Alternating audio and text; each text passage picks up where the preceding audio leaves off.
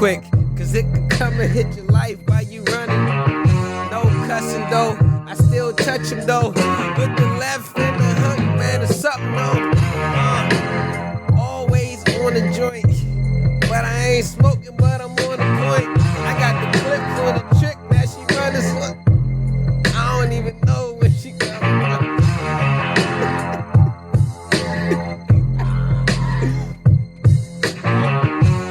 Pablo, no hit, man. Nigga, I'm the man. I already go like that.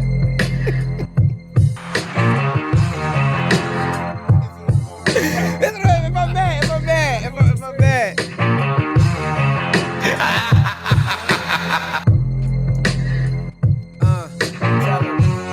Summertime, summer fine.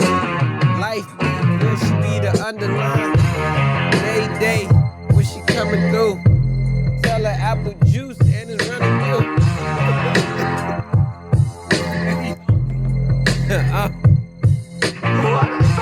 Hey, talking about that wet. Back up, girl, you dry. Don't respect that. You better come up with something else. Every day is a payday. The only thing I do for free is that girl next to AJ. 106 and pop, get a spot. Sipping and I'm in the dark. Nighttime horizon with the silver back. I got the apple juice like your silver crack. They ain't ready with the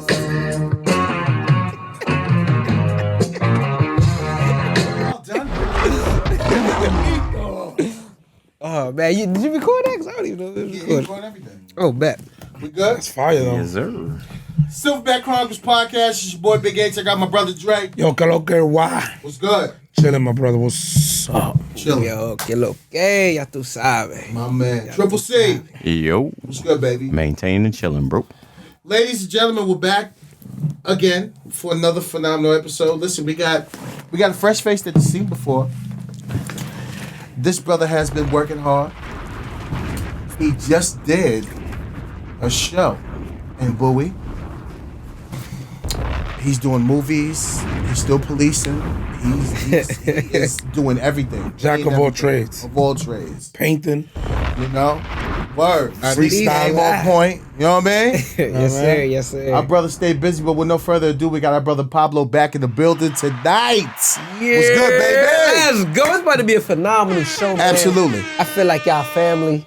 And every time we Always. come back to the family, you know what I'm saying, we breaking bread. Word. They said we ain't disciples, we ain't breaking bread. We ain't breaking bread. Pinky up, though. Pinky up. Pinky up. Yeah. Let me join y'all. Cheers.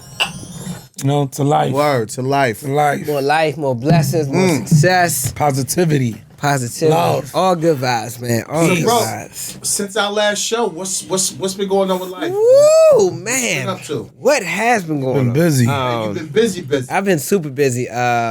Since the last show, we were just wrapping up with We Own the City. Yep. Right after We Own the City, we ended up shooting a film called Miscalculated. I was playing a Spanish drug lord. Okay. Inspired it. So, I had to come in with a couple kilos, make sure they were With the waves and all that. Word. You know what I'm saying? So after we did that, then we did a Wesley Christmas with Octic Productions. You got Dorian Wilson, Jasmine Guy. They were all in there. I was in the church scene for that one.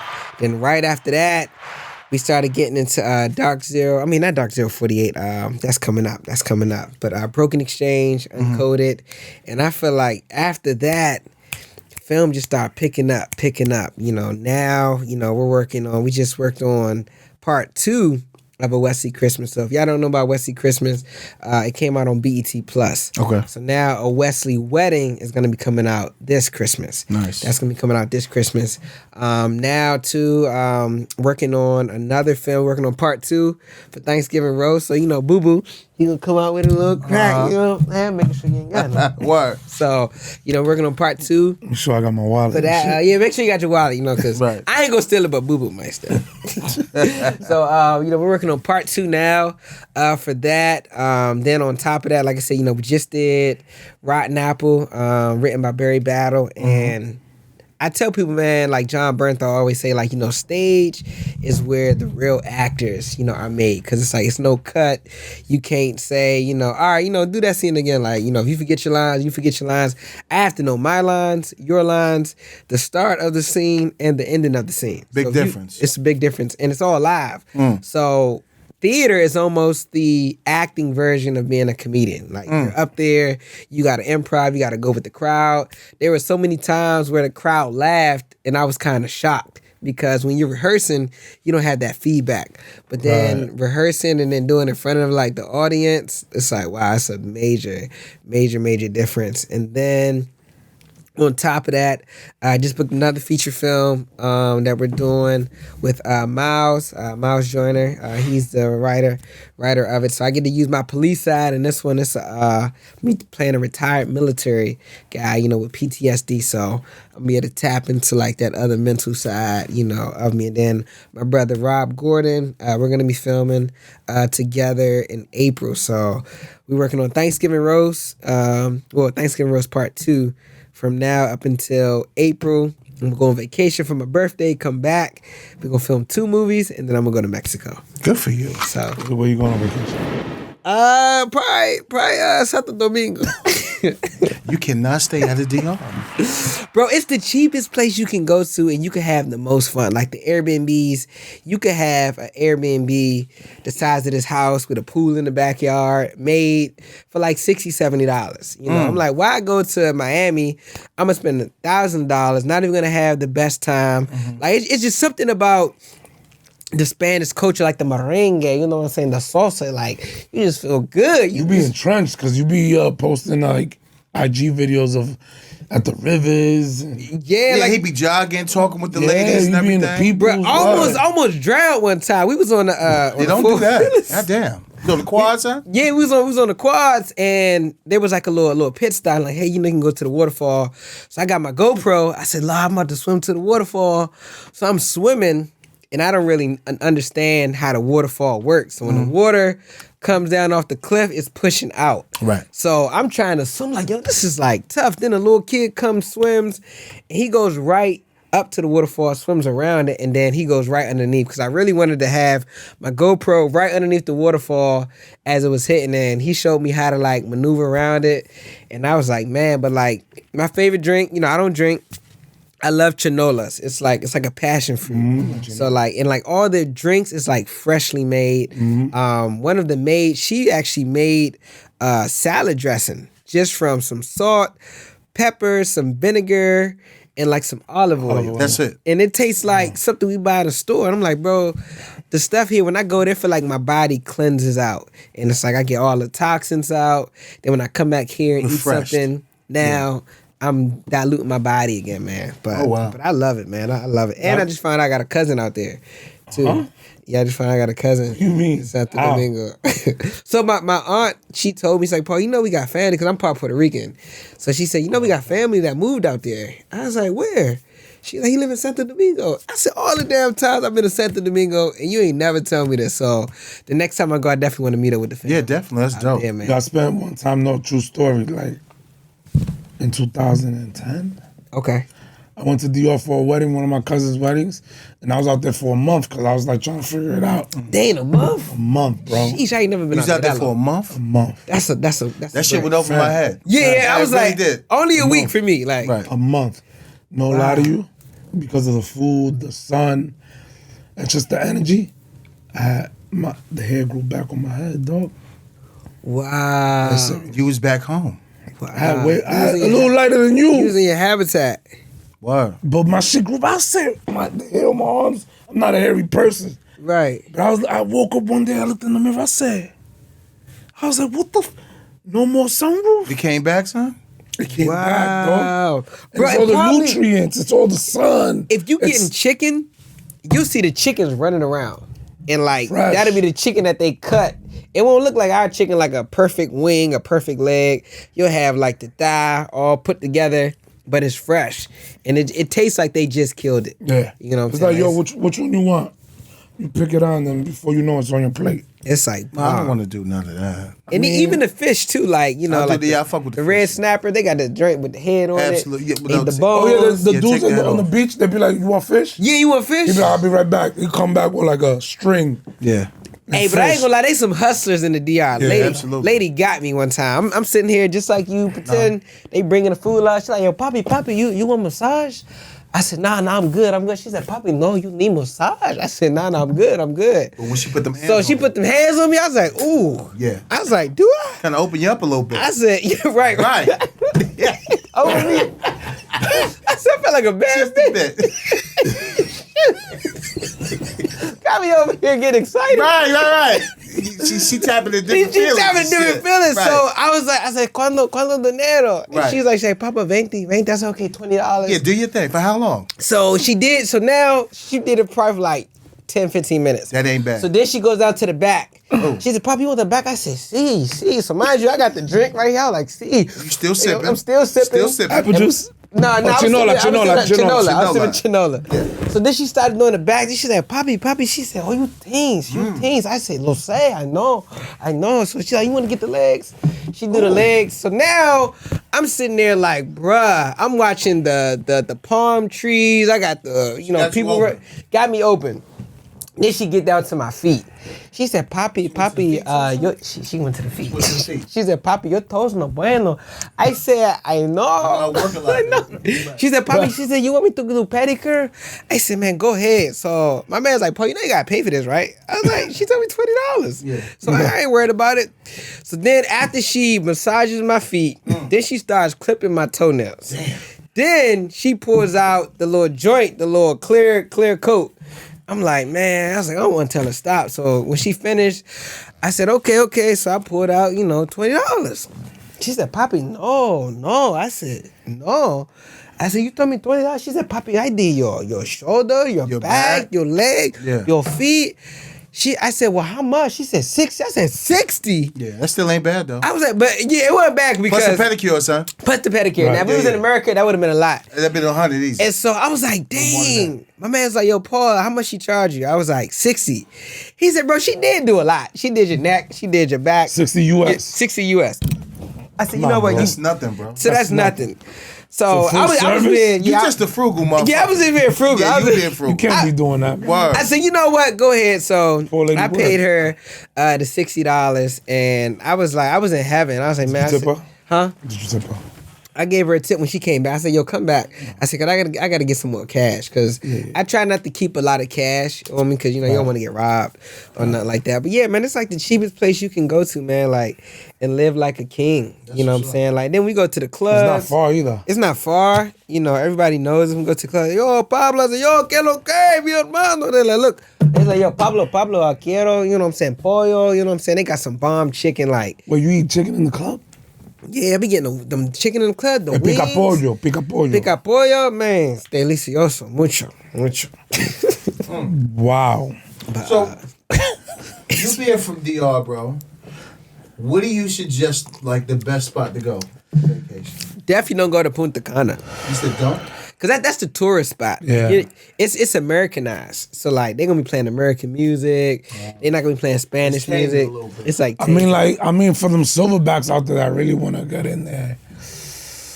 Yeah, because I want to. Yo, la capital, Santo Domingo. Yeah? Santo Domingo is nice. Santo I mean, they have Domingo, like it's like different Manhattan. festivals. It's like the Manhattan of like the Dominican Republic. Really? Like it's everybody's working. The city's just moving. Everybody hustling. It's just nonstop. But at nighttime, that nightlife, Party. is- You could walk around. and it's almost like it's like nightlife like Manhattan, but like the location is like the Bronx because it's like a half an hour away. You got like a dope ass beach, Wandolio. You go But drive. that's what I'm saying. Like, I want, like, a waterfall. Nah, the water. So you want the Waterfall, sexy shit. you might. They got I want to do a activities. they got a waterfall in Then, Samana. then you gotta go to In like Samana. you gotta go to Samana, you gotta go to Punta Cana, you gotta go to La Terrena. I'm not sure about Santiago. I never seen. Santiago's fire, but it's the second largest city in the Dominican Republic. Right. But in It's the second Santiago, largest. like Santiago's dope because you get a lot of rivers. Oh, speaking of river, what's the name of that river where you eat. You can eat on. We go to it. It's not Belize, but you actually could eat on the river. So they walk you down. They Wasn't get you your there? table. Yeah, It's not Belize, it's in the Dominican Republic. it's in the Dominican Republic. And it's like steps on the rocks. I forgot what's the name of it. what's the name of it? But they have like chairs. Riviera. Is that what I think it's Riviera or Rivera. It's one or two, but it's on your way to Puerto Plata. It's like on your way, like we It's always a big stop. tourist spot. It's a big tourist spot. So they have like chairs, like an actual chair like this. They give you a hookah, water, water like, hitting your feet right It's hitting now. your feet while it's going. You do the hookah. That's when you was dancing on one of them. That's right? when I was On this dancing. little- They bring the corn out, they bring the food out and everything. And then once you get the food, you just walk upstairs and like eat it. But you got to go one day, man. I was just in Santiago. I went to not Boca Chica. Boca Chica is like the Orchard Beach of DR. Yeah. Yeah, I agree. Like if you're in the city, you want a quick beach where all the locals go, Boca Chica. But just know, like, they're going to be hustling you, trying to sell you yeah, stuff. like, yo, you want a bracelet? You know what Yo, I'm you want saying? Johnny a bracelet. You Hola. want sugar cane. Johnny Keke, toda la vaina. Yeah, it's just a Just whole. want chill, like If you want some chill, you know, you gotta go to the other side of the island, like on the Punta Cana side. Oh, I know what you would like. You would like fuck, I'm trying to remember the name. I'll find it. The name is right there. It's yeah. Yeah, silverback Need trip. that. the what? I said we have to take a silverback trip. I mean, we down. We do it. Sure. Word. Vamos. Aventura talks about this spot all the time. I'll find it, but yeah, I'm glad you like it like that. It's a good place to visit. I mean, it's fun. I got a funny story to tell you. I just thought about it. Oh, I can't wait. Let's hear it. Y'all know Carlos Miller, the comedian from 85 South Show? No.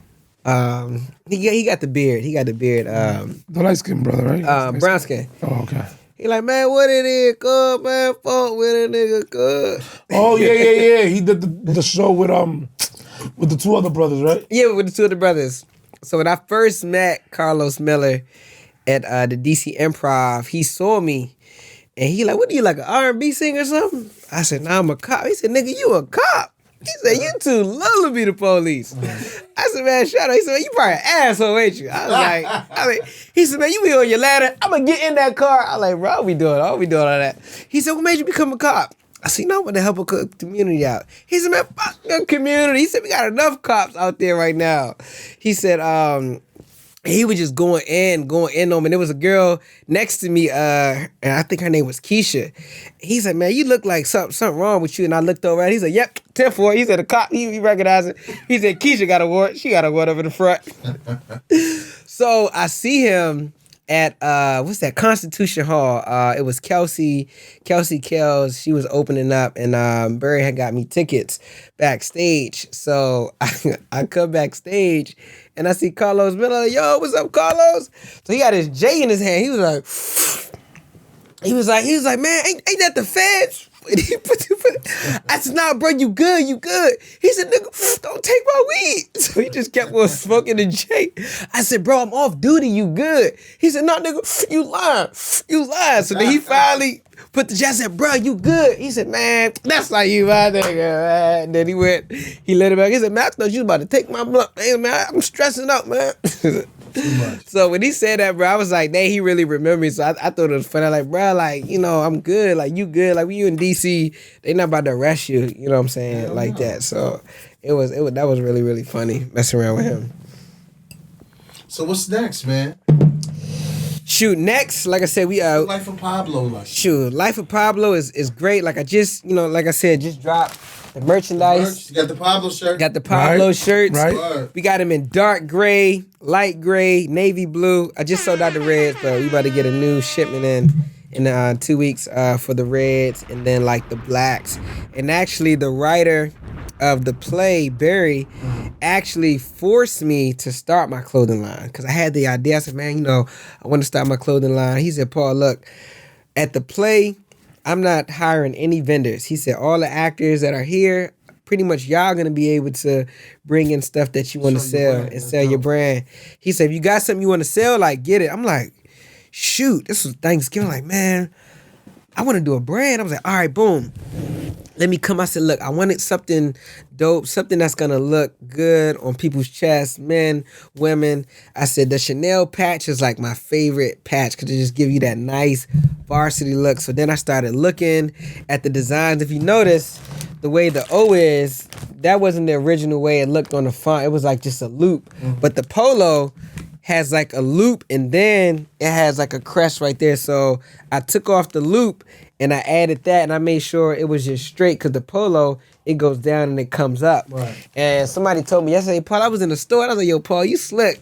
They was like, that Pablo shirt look like polo a little bit. I said, yeah, but it's a different font. I said, my font is different than the polo font. So crazy story is, you know, going back and forth with my buddy Elon from Atlanta. I'm sending him, you know, the artwork. I say, hey, look, these are the patches I want to get. I want it to be this size. So we tried to get everything work. So I'm going back and forth. And the guy from Atlanta, he's not getting the product to us. So I feel like I'm talking like a drug dealer. He's not getting the product to us in time. So we outsourced and went to Pakistan to get the patches made for the Pablo. So he put the patches on, and the show was the 4th, that Saturday night. He said, Paul, look, I'm sorry, man. Look, my plane is delayed in Atlanta. I'm not going to make it to the first show. So I missed releasing my shirts on the first day of Rotten Apple, but the second day they just started taking off like wildfires. You know, everybody was looking at it. I gave my my dad Darren Henson one. Dorian Wilson, he was leaving out early, so I'm gonna send him a personal shirt. And I was just surprised at like the feedback and the love. And I was like, yo, Paul, you should have been started clothing. I said, yeah, I should have. I said, I'm promoting everybody else, selling for everybody else's brand. When I put this chain up for Shop Gold, I'm like, bro, I'm not getting no money for promoting Shop Gold. Like, all I'm doing is promoting it, and they putting the code in, but I'm not getting nothing from it. So let me start, you know, let me start going back to that hustler mentality like I was telling you about at the last show. When I was 11 years old, started my first car washing business, you know. So I've always just been hustling, grinding, and making sure I have more than one form, you know, of income coming in. So I'm excited, you know, the way the brand has been taking off, and like this is only the beginning. After the next set sells out, I want to start doing football colors, the Pablo shirts and the Ravens, Pablo shirts and the Cowboys, you know, or red, green, and white for Cinco de Mayo, you know, or pink for breast cancer. So I really want to make Pablo a brand. I was telling my buddy, like, y'all gonna laugh. So look, I want you to feel like Superman when you got the Pablo shirt on. Like, I want you to feel like you can lift a big Shirley up, like you just got invisible strength when you put it on. You know what I'm saying? One of my shirts. You gonna have enormous strength. Let me ask you, so like, but what is Pablo? Pablo is the Spanish version of Paul, like the Spanish name for Paul. But Pablo just means like you feel good about life. Life feels good. You know, you're not letting your troubles and your adversity, you know, you're pushing through the pain. Pablo is just a way of life. It's about feeling good, being good, enjoying the skin you in, and not letting people dictate, you know, and putting their perceived impressions on you. In the same way with the book that I illustrated, you're perfect the way you are. Look, whether you tall, small, light skin, brown skin, you got glasses, contacts, or braces, or no braces, you're perfect the way you are. And I want people to feel like they're perfect the way they are when they wear a Pablo shirt. And it's going to make them enjoy their skin that they're in even more. That's dope. Love it. I can't wait to wear my Pablo sweater. Yeah. Word. Yo, I looked it up. Casa Campo. Casa Campo. Casa de Campo. That's that luxury. That's mountains. That's something. You can step out a little naked. Yeah. But nobody see nothing. Casa de Campo. So just to let y'all know, this ain't alcohol, this apple juice. I've been Apple fooling juice. y'all the whole time. The whole time. I mean, no, that's your thing. So the Pablo, yeah, I love it. I mean, it's dope. Appreciate it. It took a lot of like, by me being an artist and just drawing and constantly like just working on getting my brand out there more. Like I did some custom shoes for Red Grant. I just met, what's my guy's name? Santana Moss. So I'm working on doing some shoes for his foundation. Nice. He was actually going to be at the play, but he was out of the country, so he couldn't make it. So I've been working on getting my brand out there more, and I want to wear more of my brand. Like when I travel, Whether it's a pair of flip-flops, whether it's a pair of shoes. It's you. You know, it's me. And people are like, yo, where you get that from? Because they know they haven't seen it anywhere. And I just pass them a business card, and everything I do now is a write-off. Every time I go to the DR, it's a write-off. And speaking of the DR, I just did a logo for a after-school program. I just did a logo for an after-school program in the DR. Really? Yeah, so they're going to be starting up next month. Actually, one of our frat brothers, too, Chris, is running it. He's from the Eastern Shore, so he's going to be running the after-school program out there. So it's kind of dope just doing my art, you know what I'm saying? Like I want to, you know, start my art classes back up, but it's so busy because I'm studying, I'm getting ready for comedy shows, you know, I'm getting ready for filming, but I know God won't put more on me, you know, than I can handle. Yo, for the next school year, if you need like supplies, we're down to send notebooks and pens. Definitely. Always down for that. We definitely gonna do that, you know. Yeah, that'll be cool. Silverback letter kids and Pablo letter kids. Absolutely. Yeah, that's dope. That'll be dope. That'll be amazing, man. So what is your main focus? Is it with, because I know you do comedy too. You do stand-up. How is that for you? Stand-up, it's funny because I bumped into stand-up, you know, and when I bumped into it, I'm like, Paul, you're always telling like funny stories. Like, why don't you just put it all together? So I started putting stories together. I said, okay, how can this story segue, you know, to that story? And I started realizing that, you know, I got material. And people are like, yo, Paul, you say some funny stuff. Like today, I was at Popeyes. Popeyes.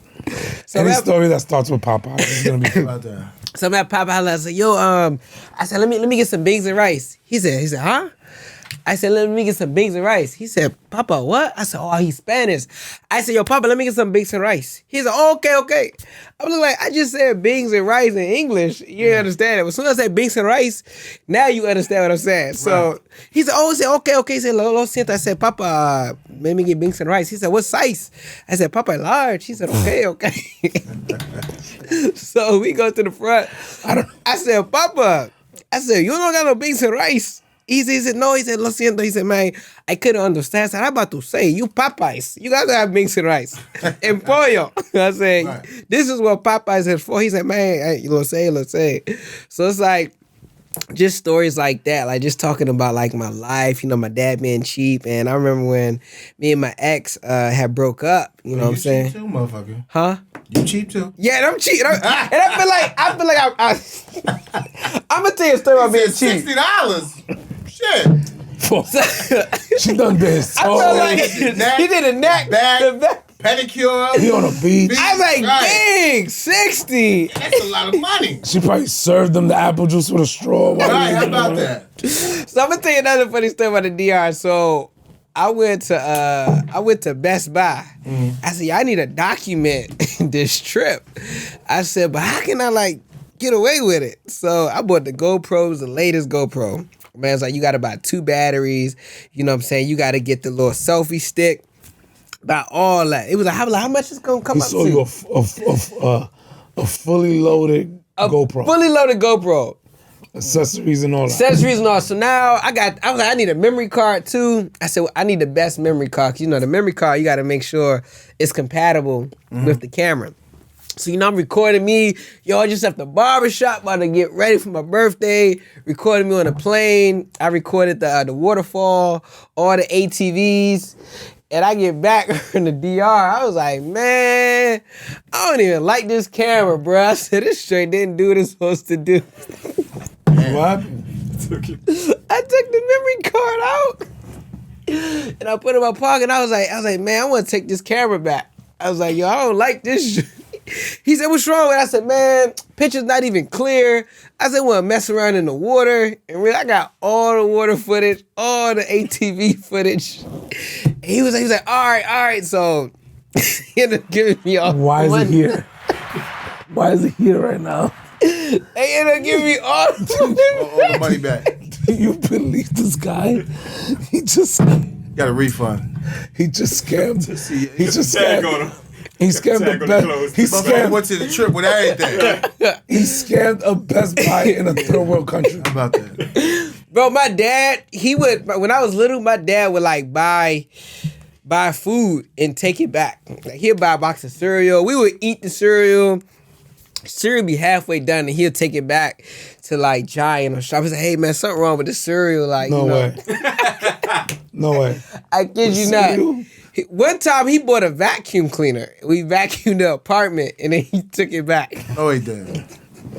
No, he didn't. My dad was Did he cheap. empty it out? You know what? I don't even know if he emptied it out. Maybe it's I don't believe this guy. I think the craziest stuff that my dad did is we would like, cause you know we really didn't have a lot of money, right? So my dad would try to make sure we all ate. So we would like go to a McDonald's in like one part of town, you know, order it. We'll eat some of the burger, the fries. No, don't do that. No, stop. And go back. And he would go to a different McDonald's. And return it. And he's like, yo, something wrong with my fries and the burger. And like, what's wrong? Is the man stuff is cold. Damn. So he would get a whole new joint and then give it a whole new meal and then give it to my little brother. He's like, all right, look, don't eat it all.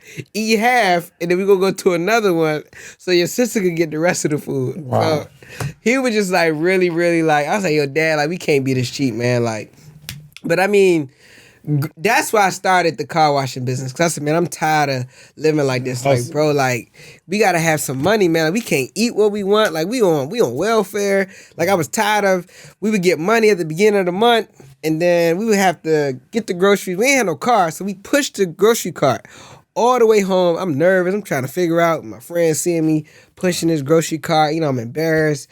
And then you know when you get the food at the first of the month, it don't last the whole month because you happy you got it. So it might be gone within like 2 weeks. You eat everything. Not the 15th. All the food is gone. Everything, yeah. You eating everything because you just happy to eat. Like, yo, it's not noodles. Yo, we got chicken. We got Salisbury steak. We got chips. You know, chips. We got popcorn. Whole smorgasbord. Whole smorgasbord. So you eating just because it's in front of you. You know what I'm saying? Not because you hungry, because you see it. So I realized that really kind of like taught me. And then after that, I just started getting more with, you know, washing cars and detailing cars. I was telling somebody the other day, like, God saved me because I was washing his car for a drug dealer. Never knew he was a drug dealer. I charged him $10 to wash his car. He always gave me like $100. And he had like the old school Cadillac with the rims. So I would always clean it up, making, you know, extra nice for him. And one day, I washed his car. He gave me $120. I'm like, dang. I was like, he said, nah, man, I appreciate you, man. I rock with you. He said, man, you keep my whip clean. He said, ladies love when you got a clean whip. I said, you know, that's why I'm here. So I go in the house, and I hear a gunshot. Pow, pow. I said, Mom, you hear that? She was like, nah, I ain't hear. So now she trying to, like, act like it never happened.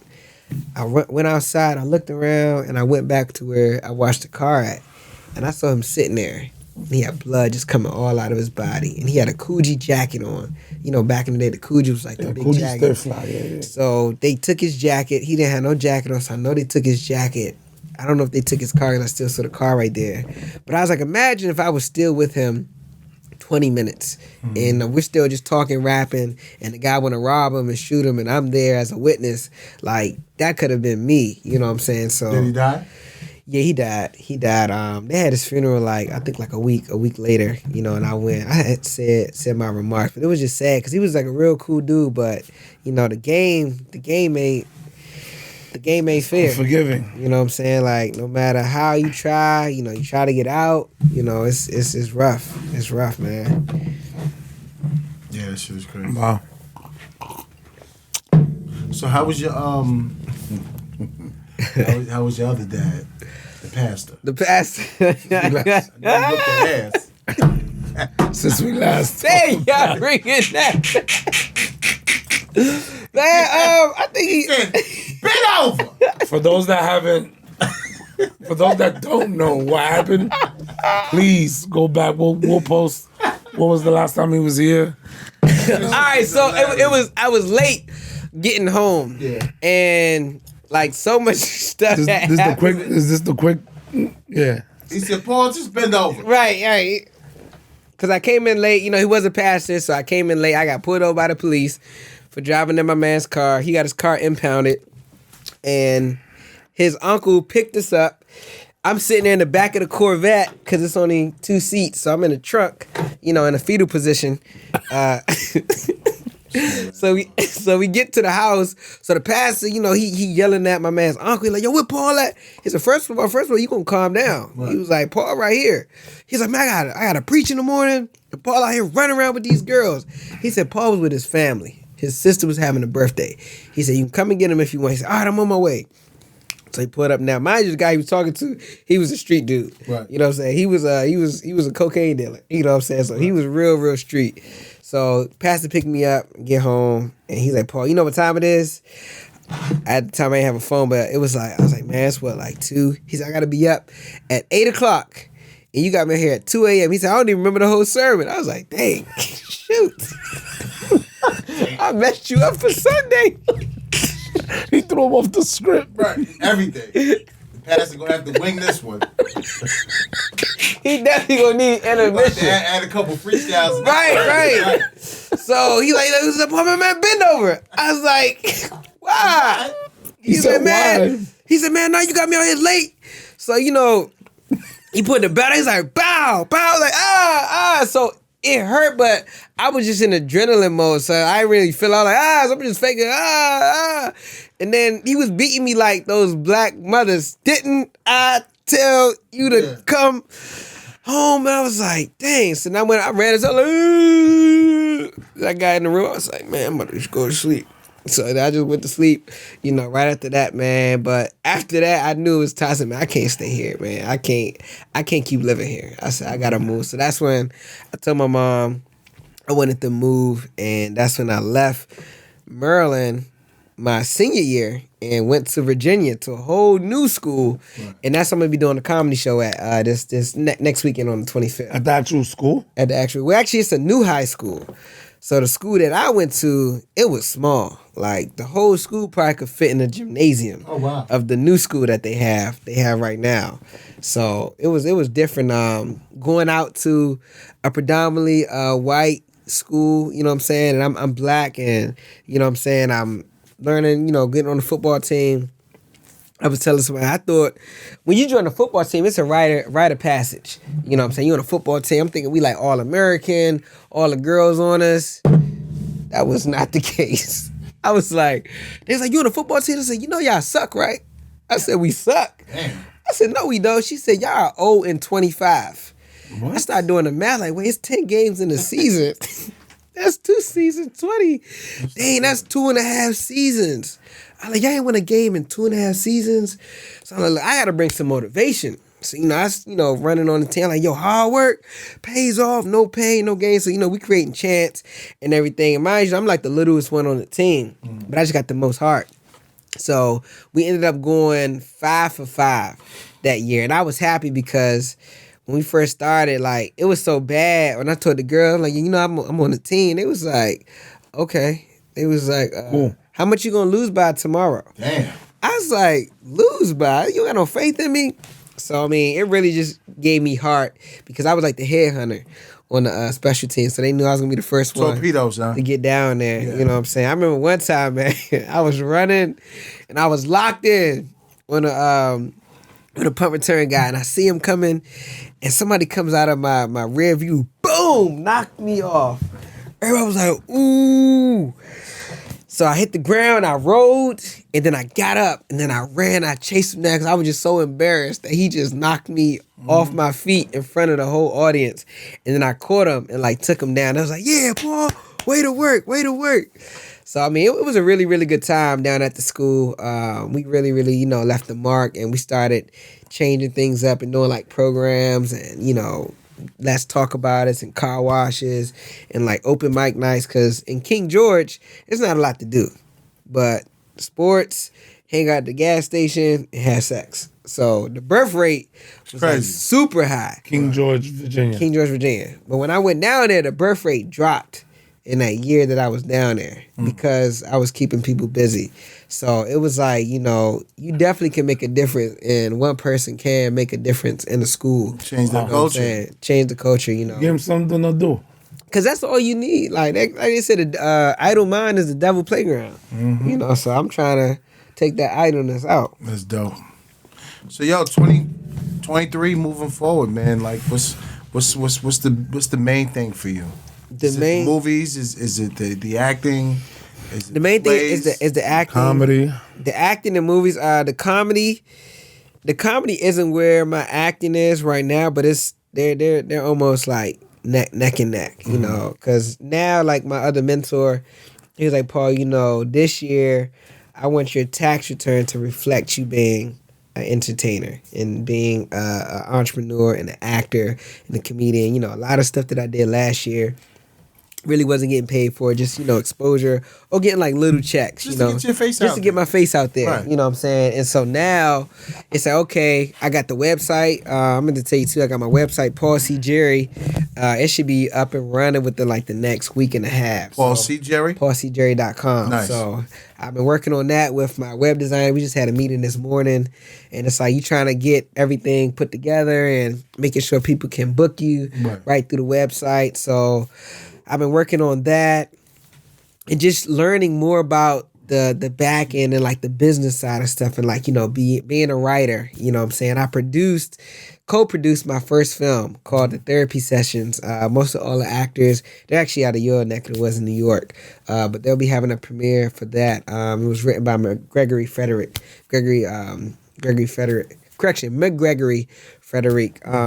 McGregory. So I've been just learning like the business. Okay, you know, if I do this, what's gonna come from that? So my mentor, he was like, all right, Paul, look, I think it was like Christmas. He's like, all right, by January 27th, I want you to get booked for $1,500. He said, whether it's 1 gig, 2 gigs, you need to be booked for $1,500 by the 27th. So by the 25th, I got booked by 2 gigs. And 1 gig, this is my first time. 1 gig was 500, and the other gig was 1,500. So I maxed out. So he's like, all right, if you did 1,500 in 30 days, now we're gonna try to get you to do 1,500 in 25 days. I'm like, all right. So a guy hit me up. He said, hey, Paul, you know, I want to book you for this film. What's your daily rate? I was like, dang, what is my daily rate? I said, you know, I'm still non-union, but, you know, I'm up and coming. So I called my buddy, Charles D. Clark. I said, Charles, what's your daily rate? He said, man, I make like 1,500 to 2,000. I said, a day? I'm thinking about how much I make at work. I'm like, dang, like that's almost like 2 weeks of work. So I said, well, how much you think my daily rate is? He said, well, you up and coming, so you at least like 1,000. So mind you, I'm still not in the mindset like, damn, am I really worth that much? So I was nervous. I was like, I told the guy, I said, hey, you know, my daily rate is $750 a day. He said, all right, we'll make sure you get paid. I said, what? I sold myself short. Yeah. I said, I should have said a high number and let him negotiate, you know, down. Right. So now I'm starting to see, but it's all learning. You know what I'm saying? I'm learning, you know what I'm saying, the business side of stuff, and, you know, making sure, you know, my taxes is on point, and making sure, you know, I'm doing the right thing. And I will say that, like, God has really just been opening up, like, doors. And once I started paying my tithes, I think that's when God started saying I was serious. Because it's like, if you're making all this money, you're not helping anybody, you're not doing anything, you're not giving back. Like, you're just pocketing everything. So I started paying my 10%, you know, to my church. And one day I paid the 10%, and God ended up blessing me to design a pair of shoes that was the same amount as my tithes. I was like, dang. Then the next time I paid my tithes, I ended up doubling the money that I paid for my tithes, and I got booked to do a logo.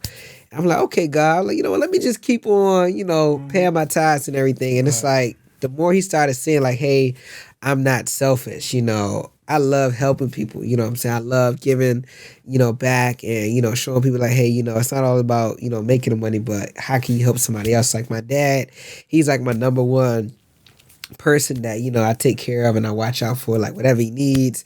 I remember for his birthday, I took him to get a full body massage. He hasn't had a full body massage in over 20 years. And so by him getting that, he was like, he just felt different. I was like, you know what, Dad? Like, I want to start doing more things, you know, for you, and like getting you out the house. I said, I want to get you a passport. So, you know, we can get you down to the DR. I was you know gonna say, did you bring the DR chick over? That's what happened? Nah. So I was like, you know, I wanted him to travel more. And I mean, you know, he's in that nursing home. And to go back what you were saying, like, my main goal is, you know, making enough money, you know, from my acting and my comedy, You know what I'm saying? So that I could be, you know, completely independent. You know what I'm saying? And doing, because right now, bro, I'm balancing so much. Like working from 6 p.m. to 6 a.m. Then everybody's blowing my phone up around 7 a.m., 9 a.m. I'm looking like, dang, I got auditions. So now I got to wake up, you know, knock out auditions, respond to messages, check emails, look over contracts. And it's like, shoot, then I go back into work at 6 p.m. again. So it's like, my mind is like all over the place. I'm like, yo, if I only had to focus on my acting and working on my comedy set and taking care of my dad, like, it would be better. I said, you know, I wish I could just pay somebody to take some of this load off of me. You know what I'm saying? So, but they say, you know, heavy is the head that wears the crown. You know what I'm saying? And God won't give you more than you can handle. But back to my ultimate goal is to get my dad out the nursing home and to get him private care and have him living with me. Nice. So that's my ultimate goal, because we got separated, you know, as a family. And that's why I was living with the pastor, because, you know, we got separated. My dad was in a nursing home, my sister with my brother, I'm with the pastor, my little brother and my mom, they with my grandma. So having my family back together with me now is like amazing. Like I have my sister and my nephew living with me now. And so I get to see that little boy every morning, and like it's just so, you know, heartwarming to have, like, you know, he's not my kid, but he feels like my kid. Everything he sees me do, like he learns how to pray over his food now. Like, you know, before he eats, I'm like, all right, look, let's get them push-ups. He's like, all right, 1, 2, 3. You know, he be working out now. So I put his little cologne on before he go to daycare. You know, so the girls can smell him real quick. You know, so it's good just being that father figure, you know. And it's like, man, I love that little guy, man. Like, for real. I love that little guy. Shout out to him. Yeah, shout out to Lil Jalil. Lil Lil. That's dope, bro. Nah, it's awesome, bro. Man, you been doing a lot, bro. He busy, dog. I know. And sometimes I be wondering, I'm like, yo, God, like I was, like last night, I had to go to my dad's nursing home because my dad said he didn't get a bath. And I was like, what? I said, you ain't get no bath. I said, how often you get a bath? He said, we supposed to get them twice a week, Tuesday and Thursday.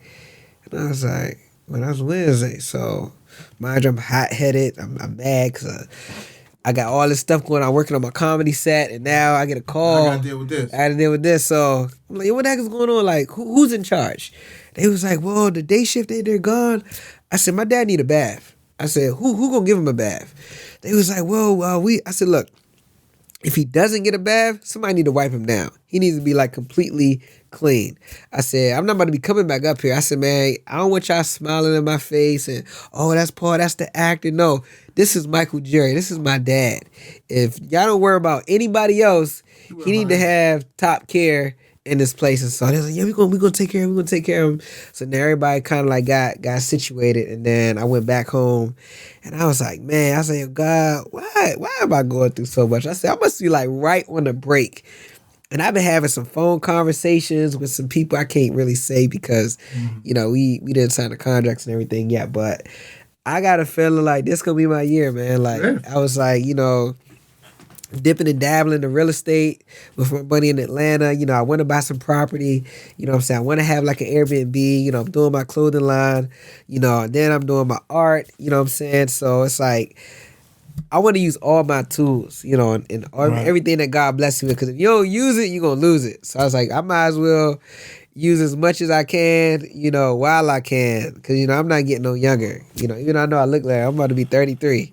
You know what I'm saying? April 3rd, I'm about to be 33. So, you know, I've been grinding with this acting since like college, even like pre-college, you know, acting in plays and, you know, acting in church plays and stuff like that. So it's like, I know, you know, things are really happening. Like when I was around Professor Ogilvie and Darius McCurry and Dorian and Darren Henson, like they're like, yo, Paul, you got talent, bro. And like to have OGs from, you know, TV shows and movies you watch, The Parkers, Stomp the Yard, Family Matters, and like watching how they deliver their lines and how they say their words, it just gave me more insight on my craft. And it's like, if you want to be the best, you got to be around the best, and you got to learn from the best. Like I can't learn from somebody that's on the same level that I'm on. You know, I need to learn from somebody that has been where I'm at and they are where I'm trying to go at. Is there an art to like delivering lines? There is. So like you could say I love you a million different ways. You know what I'm saying? Like you talking to your girl, like babe, I love you. But you know, if you really, really miss her, babe, I love you. But if it's like, you know, your mom, like, I love you. You know what I'm saying? So it's like depending on how you want to say it. Like we have like exercise where we'll say the same line a million different ways. Or like I'll say it to you and you say it to me, but we'll say it different ways. So say for instance, the line will be, are you serious? Are you serious? And then you say, yo, are you serious? Right. Bruh, you serious? So now you going back and forth, boom, are you serious? High, low, low, high. Is it voice or is it like the motion? Like, are you serious? Or is it like, are you... So that's it physical? That's your interpretation. You know what I'm saying? If are you shocked? That's your expression. How you feel. You know what I'm saying? So however you feel and you want to bring that to like the line, like it could be a lot. Cause I know it was when I was talking about the line when I was talking to my dad, I'm like, son, don't son me. And he was like, yo, Paul. He said, man, I love the emotion. He said, but if you're all the way up here, where are you gonna go at through the rest of the play? You peaked already. I was like, shoot, you right. I peaked already. He was like, so started off slow. Cause when he came out, he was like, yo, son. I'm like, son. Like, nigga, what? So then it was like, who the fuck who you talking to? Right. So now when I said son, the crowd was like, oh, it was about to get heated. So they was able to kind of connect more by me just being subtle. And then I would jump up. You don't want to blow your load already. You don't want to blow your load because you want them to see, okay, let me see levels and how it's going to play out. You know what I'm saying? So it builds it up. To build it up. Because like he said, if you start off at your peak, they're going to be like, oh, where is he going at? That's all we got. All right, that's all we got. Right. So there's nothing left in the tank. You know, we just got 3 lines. Right. I hope. Oh, you got 3. I hope that's it. Because if he got 45, this nigga talking all night. That's all we got. Because if you sit in the audience and the person is yelling, you can be like, dang, bro, like you ain't got to be yelling like that. Right. You know what I'm saying? So, you know, just learning like it was who was it? One of the actors who was playing my dad, he said something that really, really just stood out. He said, Paul, you got 3 different type of actors. You got actors that act for themselves. You got actors that act for their scene partners. And then you have actors that act for the directors. He said some actors, they're only going to do whatever the director say. Look, you say here, you say this line, boom. They're not going to add nothing to it. They're going to just be straight and narrow. He said now the person that acts for himself, he don't care. He don't care if you get your line out. He don't care what you say, long as he say what he got to say. But then you got the person that acts for his scene partner. All right, if I know he forgot his line, I'm going to help him remember his line. He said, you want to be the actor that can do all 3. You act for yourself, you act for your teammates, and you act for the director. So everybody gets what they want. And when he said that, I realized, like, wow, that was so prolific. And you feel the energy is different. And you can feel the energy is different. Everybody's connecting. Everybody connecting. So it was like the second day we were doing our scenes, and when you're on stage, it's almost like right now, like you can't see nothing in front of you. You just see lights. I'm sitting there squinching, trying to see where my dad at, trying to see where my sister at. Can't see nobody. So my scene partner was doing the line, and they forgot one of their lines. They jumped it, and it was like a whole paragraph and half a dialogue. So they asked me for something, and I was like, shoot. I said, you know what? And I was like, yo, how can I catch him? I said, look, before I answer that question, can I hold $10? And then she was like, oh. So then they caught her back, and then she remembered, boom. Right. Boom, boom, boom, boom, boom. So then I was able to help her out, you know what I'm saying? Because you want to make sure the director, like, dang, man, I wrote all this script, and my buddy, Barry, he spent 10 years writing this script. So I don't want nobody chopping this I don't want nobody chopping right. the script up, because you just spent 10 years putting this together. So I want to try to get every single word that you wrote on this paper. Whether we got to go back, reverse, right. You know what I'm saying? Either way, like, we got to try to make sure we get it all in. Like, it was a phenomenal event. Like I said, 2 sold out shows. They said, Paul or Pablo, He said, Pablo, I knew you was gonna make me laugh. Like I had no doubt in my mind you was gonna make me laugh during this play. But I didn't know you was gonna make me cry. And I said, bro, like life isn't fair. You know what I'm saying? I said, I've been through a lot of shit, man. Like a lot of shit. Like what was it? The end of last year, I was like, yo, God, like I know, we're made in your image and everything like that, but like I just need you to make me over. I said, yo, I had so many people using me. So many people taking advantage of me. I said, I just been so tainted, but I've been like wearing it with a smile and, trying to overlook it. And so like I could just feel God like just molding me. You know what I'm saying? Like, yo, just make me over, man. Cause like the stuff that I've been through, most people probably wouldn't be able to go through that. You know what I'm saying? And last Sunday when I got baptized, I was got baptized. Wow. baptized awesome. last Sunday, and I was talking to the pastor, and I was like, man, like I really like family. I said, bro, like I'm at this church during the middle of COVID. I said I was struggling with a lot. I got hurt on the job. I was on light duty. My ex-fiance broke up with me. I lost a lot of money invested in cryptos, and then my dad went to the hospital. So like at this moment, it's like October 2021. I said, God, like what are you trying to tell me? Like my ears are open.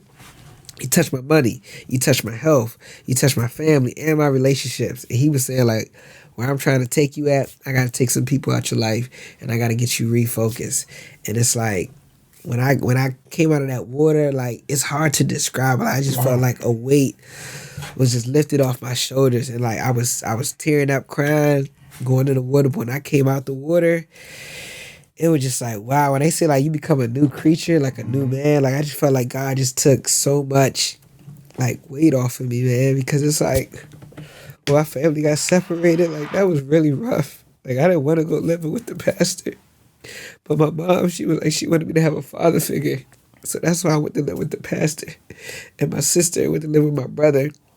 And my little brother, my mom, they went to live with my grandma. And I was like, God, like, I'm a real big family person.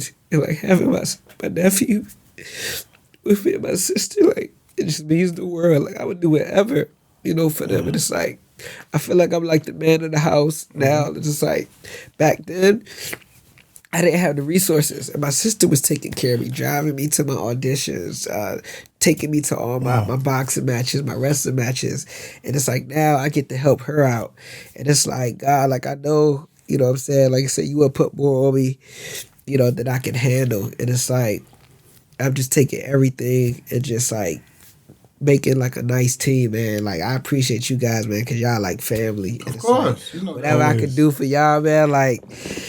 It's just amazing, but it's like I feel like I've been coming out of my Job years, like this year. Like I feel like I was just getting hit by hit, and it's like now God, like all right, Paul, I see you tough, man. He was like the devil couldn't break you.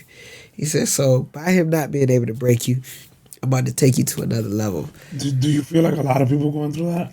I feel like a lot of people are, because I talk to people, a lot of people are going through what I went through already, and I was like, you gotta have a strong support team. I said because I even had to go to therapy, you know what I'm saying, because my ex-mentor, who I used to live with, like he had like tainted me so much, and it's like he was using my money, he was just taking advantage of me and everything. So I left him in 2016, and I was like, I'm ready to just be on my own. And so I would have like nightmares about him taking my car, or nightmares about him using my money. So how you have your money? Let me get some tissue real quick. Hold on. You might use it? Nah, you can use that, bro. Yeah, hold on real quick.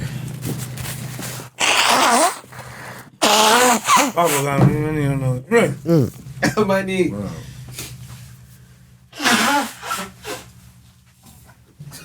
So I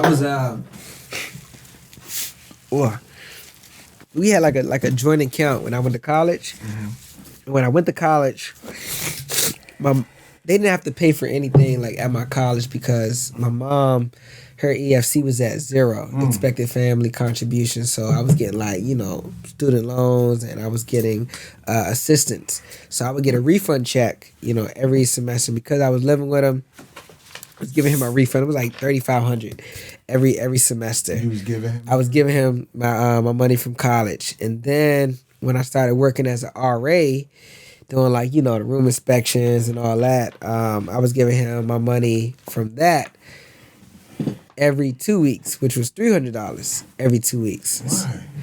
Because he was taking care of me, and he had this organization, this outreach group. So he had this outreach group. Oh, my bad. He had this You can pull it towards you. Oh, I can. You can sit back. Yeah. Yeah, so he had this outreach group, and I was one of like the main representatives of like the outreach group. You know what I'm saying? So I was feeling like I had to give back because he took me in when I left the pastor. So it's like I left one situation and went to another situation. You know what I'm saying? And so then on top of that, when I graduated, I was trying to figure out what I was going to do after graduation. And I was like, all right, I don't have an acting contract. I can't get an art job. They say I don't have experience, but all these 4 years that I was in college, that's not enough experience. So I ended up joining a police department. So, you know, I missed a couple track meets to go do the agility test, passed everything with flying colors. And so I was driving his truck from King George, Virginia, all the way to Dundalk, Baltimore. So I'm driving his truck, but it's not reliable. So I was like, you know, I want to get my own car. So I go to apply for an auto loan. And he was like, nah, don't go for an auto loan. Just get a personal loan. So I took out a $25,000 personal loan. And that was a bad decision. He knew that. I didn't realize that you need a co-signer on it or you're going to be the only one in charge of that $25,000. So I take the loan out. He just spending the money, you know. He was like, hey, you know, I took you in and I need to pay all these bills back and stuff like that. So when I got the car, I went behind his back and I bought me my own car. So I bought my own car. And he was like, where you get this car from? I said, my uncle bought it for me. He was like, what uncle? And I'm trying to figure out who I'm gonna sell. Like, you know, you don't know him, man. He like way down the family line. Like, you know, you never met him before. He was like, well, the money you making from your job is not your money. I said, what? He was like, you know, I was like, I'm working 80 hours every 2 weeks. He said, that money going back into the organization that helped you, you know, become who you are now. So he said, if you want something, you got to work overtime. So I work overtime. The bank was about 3 miles from my house. So every payday, I would run to the bank, take out the extra money, and then run back home and just pocket it. So that wouldn't look like I made anything. So, mind you, we still had this joint account from college. So now every time I get paid, I'm giving him my money. And it got to a point where I let him use my car to take his son to camp in Baltimore from King George. He said, hey, man, can I use your car? He said, look, I just want to take, you know, my son to camp, and there's too many miles on the truck. I'm like, all right, cool. End of the summer come, I was like, hey, I want my car back. He said, you want your car back? I'm like, yeah, I want my car back. He's like, well, I guess you want to move out. I said, you know what? I guess I do. At this time, I ain't know where I was going to be living at. I was like, I ain't know what's going to happen. So I moved out. And I was still paying for the loan, still had all these other bills. And so when I left out, I found a room in like this house in Akakeek. And so I was like, look, I could afford $600, you know what I'm saying, just for like a room. And when I tell y'all, man, like when I left, it's probably like the best decision, you know, I ever made. And I started still having like the little nightmares about him trying to take my money and use me. Like I closed that account out. And then I opened up just a separate account with just my name on it. And I talked to my therapist, and she was saying, she's like, have you ever tried talking to him? I said, yeah. I said, he don't feel what he did was wrong. I said, he feel like I owed him that. I was supposed to give him that money. She said, so you have to understand, oh, my bad. She said, you have to understand it's something called unilateral forgiveness.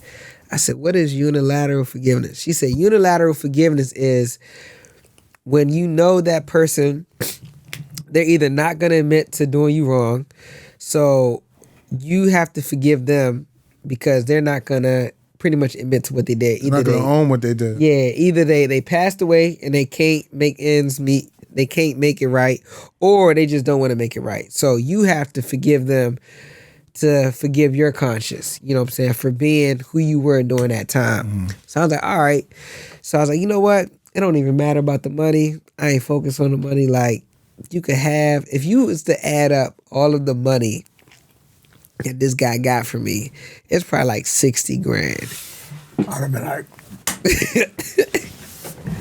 It wouldn't even got that far. Yeah, it was just so much. And so crazy, it's like dog. now when I look back, like I'm so glad I'm not in that predicament no more. And the crazy part is, y'all, he popped up to the the Double Cross premiere that they just had that for season 4. He was at the premiere. Oh, really? Yeah, and I saw him and I was like, interesting. So I'm doing my interview like I'm doing with y'all, I'm talking to y'all, but I can see him on my peripheral just looking at me. And mind you, his dad, I'm really, really cool with his dad. His dad is like a grandfather. You know what I'm saying? But it's just him I don't have the best relationship with. So I said, man, we had to see Ben. I said, look, I'm not gonna let him break my mood. I said, look, I'm dressed clean. Oh, you I flowing. said, I'm flowing. I got beautiful women all around me. I got my castmates. I got my Rotten Apple family. I'm like, I'm good. I'm at a point now where you don't affect my mental anymore. I don't feel, inferior to you, when I see you. So when I saw him, I'm like, hey, what's going on? I was like, I'm thinking about we ain't getting no pictures together. We ain't doing none of that. We ain't keeping no long conversation. Just hi, bye, acknowledgement, and then I'm out. Because we were in the reserve section, so I don't know where you were sitting at. So I went back to my Rotten Apple family. I said, yeah, the crazy part is I saw somebody that taunted me during my past. And I said, I felt free. I said, what's the odds of seeing him the day after I get baptized? that was a confirmation. That was a confirmation. So Keep going. if anybody's like going through like hard times mentally, physically, they always say the ship won't sink and the storm won't last forever. DJ Khaled always talk about weathering the storm, and some people it's easier said than done. Weather the storm, weather the storm. Sometimes when you're in a storm, you like, bro, like, where's the light at? All I see is clouds. Right. You know what I'm saying? But if you can know that anything can happen and it can change in a matter, of seconds. You know what I'm saying? You just gotta have that confidence that, you know what, I know what I'm doing is right. I know I'm on the right path, and there are gonna be some hurdles because it's not no straight and narrow to success. Like, you're gonna be doing hurdles, Everything. you might do a little bit of everything, but if you stay focused, stay prayed up, you know what I'm saying? I did a fast the beginning of the year, and that always just brings me closer to God. We do a 21-day fast with my church, and I do intermittent fasting, so I won't eat from 6 a.m. to 6 p.m. So the only time I can eat is when I'm at work.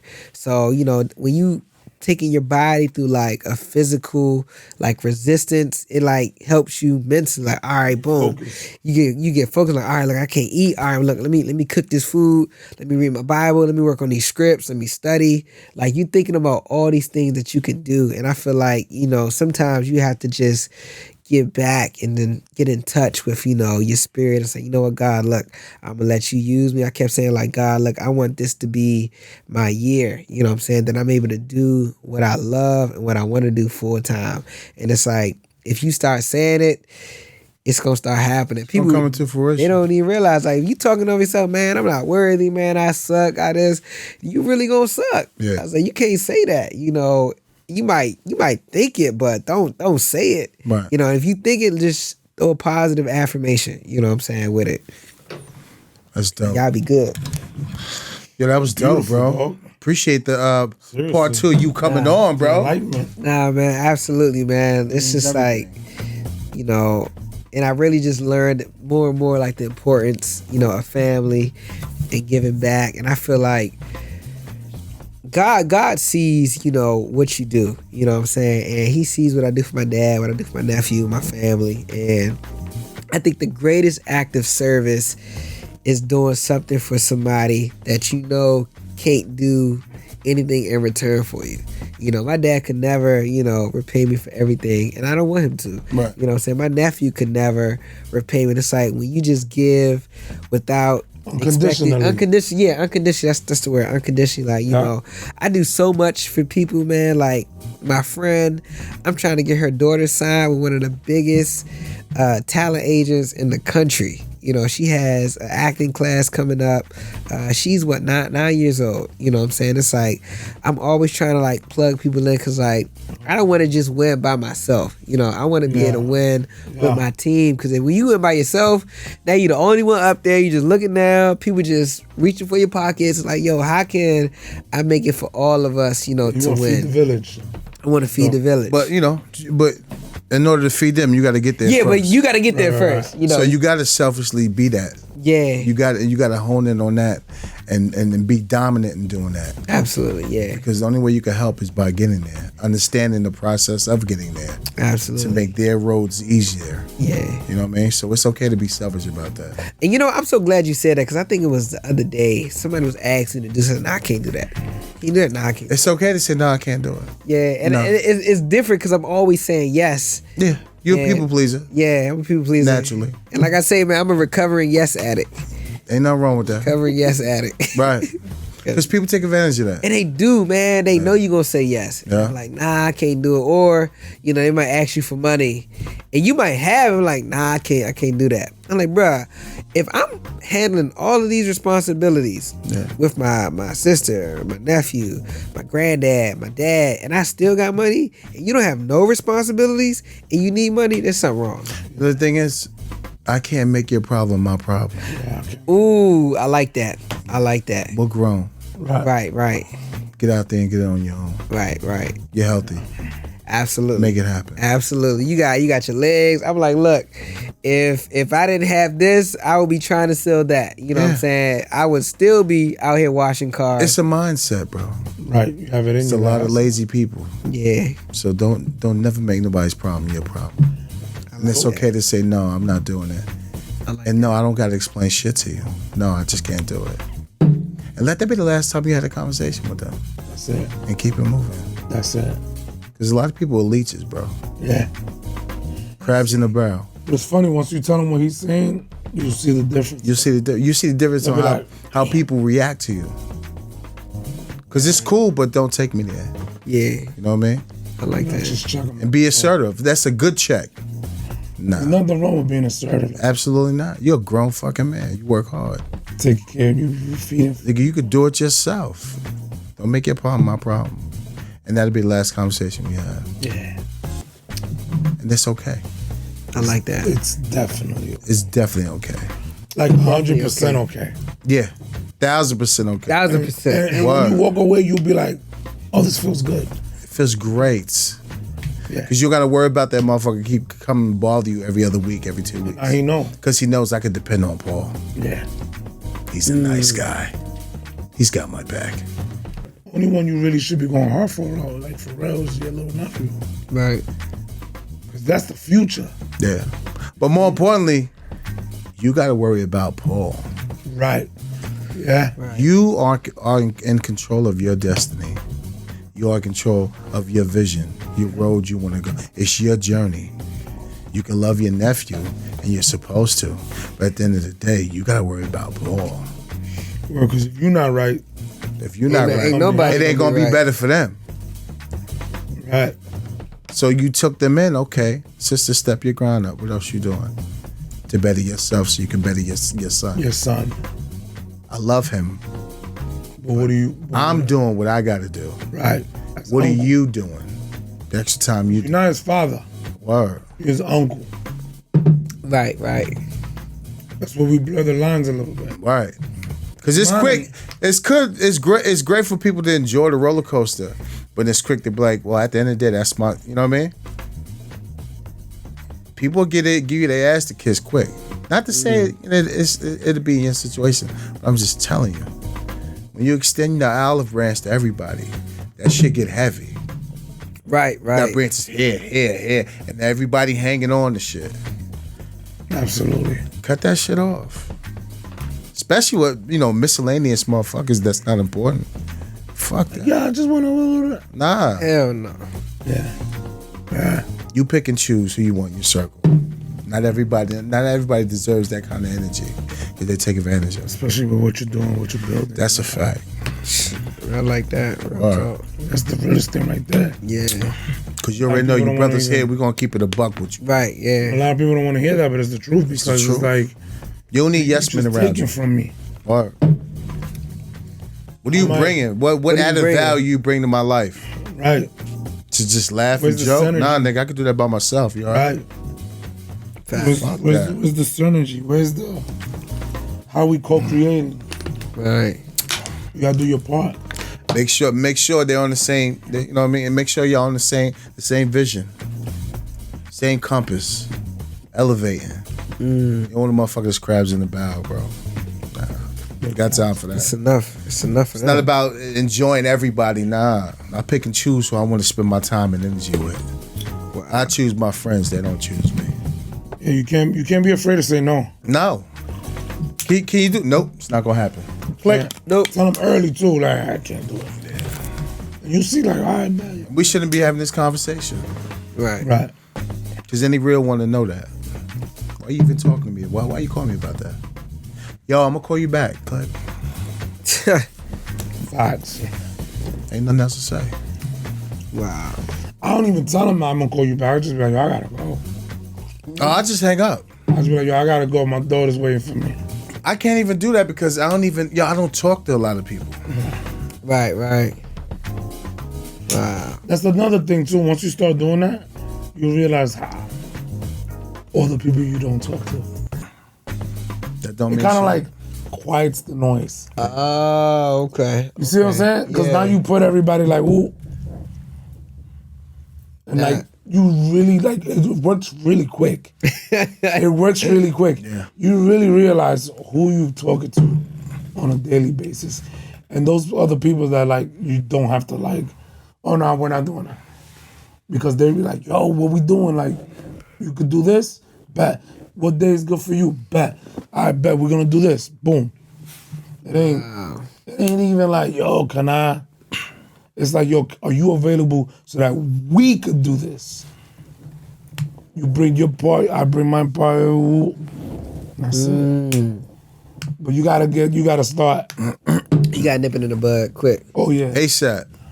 Start cutting motherfuckers off. Weird at the beginning, but Telling you get used to that. You'll have your peace. for me, I did that like personally. I started doing that like in my Jesus year, 33 years old. I was at 30. For some reason, I woke up on my 33rd birthday and I was like, I'm not doing that. I feel like I'm right there with you then. I'm not. I was just like, I mean, for me, I kind of like prolonged it. Like now it's different, but it initially happened there, and I kind of like dragged it.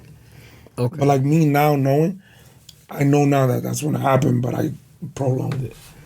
Okay. But that's when it was. That's when it happened, Wow. and I'm like, I'm not doing that. But I was afraid to be like.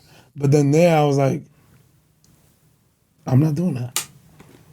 Wow. And like waiting to see like. What's going to happen, happen? what's gonna happen? What's going to happen? What's going to And then happen? before you know, like, ain't nothing happening. We Gucci. If I can't make that party, I'm not going. I'm sorry. Right. Much love. I love you. It don't work. And that's what I be trying to.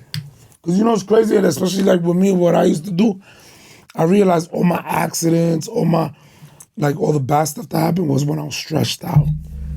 And I'm like, I should have fucking never went. Wow. Dang. I knew I should have never went. But because I was trying to, Yeah. so I got exposed. When you get stretched out, you exposed. What he's saying, like when you extend your olive branch, you get exposed. Because you're not, kind of like boxing, you're not tight. You're not in the guard. But if you jab and you come back, you good to defend and play a little offense. But when you just out there like that, yes, around the clock, it takes a toll on you. But you got it though. I like that. But you got it, dog. You grinding, you go. You see, you'll be writing more, you'll be doing more of that because you're not paying attention to so To much. the outside noise. Fuck the outside noise. Yeah. Fuck that. Nah, we move different. I wish I really knew this back then. I'm 41 now, you know. When you hit your 40s, it's amazing. Yeah. Them 40s is crazy. Let's go. Go golden years, baby. Yeah, dog. But yo, let the world know where can they reach you at, bro. You got the new website coming? Let them all know, baby. Yo, Shows and the all new that. website is coming. Everything is gonna be on my website. Upcoming events, my Instagram, everything is Paul www.paul the letter C Jerry Jerry. It should be up within the next 2 weeks. I'm working with my web designer right now, but in the meantime, you can follow me on Instagram and all platforms at Paul C Jerry Paul the letter C and then Jerry Jerry. If you want to check out my art, it's at P as in Paul, V as in Victor Designs with a Z at the end. PV Designs. Make sure y'all check me out. And if y'all want to get you some Pablo merch, That's right. shoot me a DM and just let you know we out of all the reds, but I'm getting a new shipment in. So I got navy blue, we got the dark gray, and we got the light gray. So let me know what y'all want to get. We're going to be doing t-shirts after this next shipment is done. We're going to have the Pablo hats. So we're going to be doing them in sport colors. So Pablo going to be a way of life, man. Like I said, life is good. I'm good. And it feels good to be a part of life. Que lo que, baby. Word. Ya tú sabes. Appreciate you coming, bro. Man, appreciate y'all for having me. Always. Man. Yeah. And Hugo de Basada. All day. Right. Dre. Peace and love. And we love y'all, man. Shout out to y'all. Y'all motivate us so much. So Absolutely. peace and love. Triple C. Blessed are the peacemakers. My peoples, Silverback Chronicles podcast, back again. I want to thank my brother Pablo for coming through. He blessed us with his merch. Support that man. He's a fellow brother, fellow partner, fellow everything. That's a family right there. We appreciate him coming out. And listen, keep squares out the circle. Stay smooth, stay beautiful. Smile. Enjoy life. Right. And we love you. Be safe. Enjoy your weekend. Talk to you soon. Peace. Peace. Good shit, bro.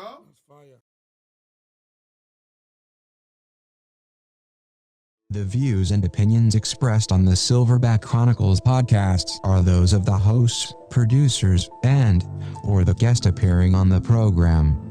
They do not reflect the views and opinions of the federal, state, or local government. This includes but not exclusive to the Department of Defense, Homeland, and the Baltimore City Police Department. The Silverback Chronicles podcast with Dre, Big H, and Triple C. Hit the subscribe button, like and comment.